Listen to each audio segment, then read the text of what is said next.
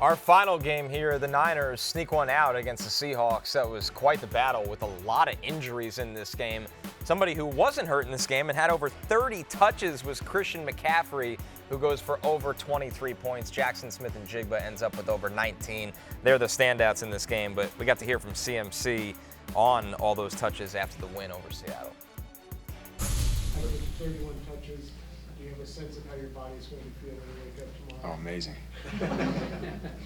Yeah, it's a really good defense, man. I mean, you go to an NFL game, you never know, how it's going to play out. You just got to be ready for the ops, and we knew that was a good defense. They don't give up a lot of explosives, so some of them was just stick your head in there and try to get as many as you can and stay on the field. We had a lot of long drives, but overall, I was just happy we got that win. They're not all going to be pretty, but it was good to come out with a win. I hate to ask this right after that, but you have to. Is McCaffrey now a sell high candidate? I think he is. There's a couple of reasons. Obviously, there's the health concern, and a lot of people are going to think it's alleviated because he got such a heavy workload. And look, he's always going to have the value because of the receiving, and he was amazing as a receiver. But to me, he did not look like Christian McCaffrey.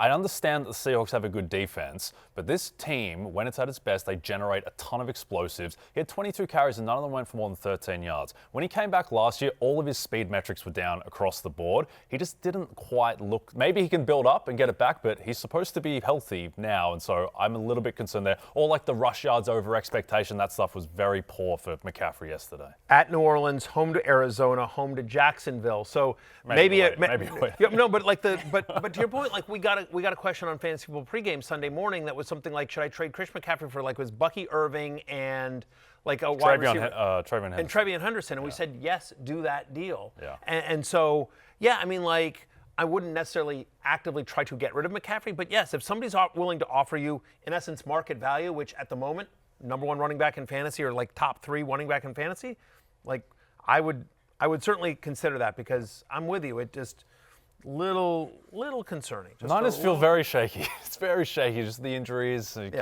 lose Kittle really early. And Juwan Jennings. Yes. Yeah, and I mean, they need help. By the way, Kendrick Bourne returning to the 49ers just got an alert as well. So, they're looking for people there. To me, the biggest, and we'll see what happens with Kittle, obviously. That was a tough one with a hamstring injury. I have a ton of Kittle this year. That is very upsetting. Juwan Jennings also leaves with an injury. To me, the biggest story from this game, however, is the running back room. We were on the other side of the ball in Seattle.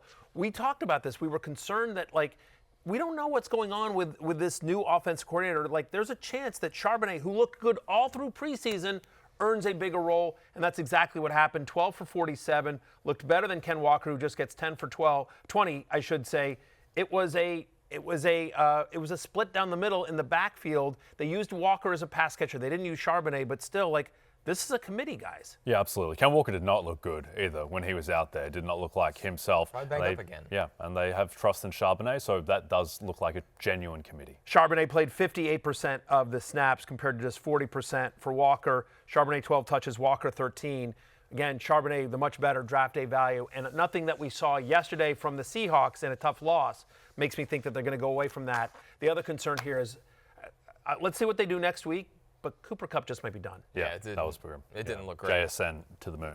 Hey, it's Matthew Berry from NBCSports.com and RotoWorld.com. And I want to thank you so much for watching whatever it is you just watched. Or if nothing else, being too lazy to click out of the autoplay after this video started, after whatever it is you actually wanted to watch finished. But now that you're here, I'd like to take a moment here to ask you respectfully now, okay? I'm asking you respectfully to subscribe to the NFL on NBC YouTube channel.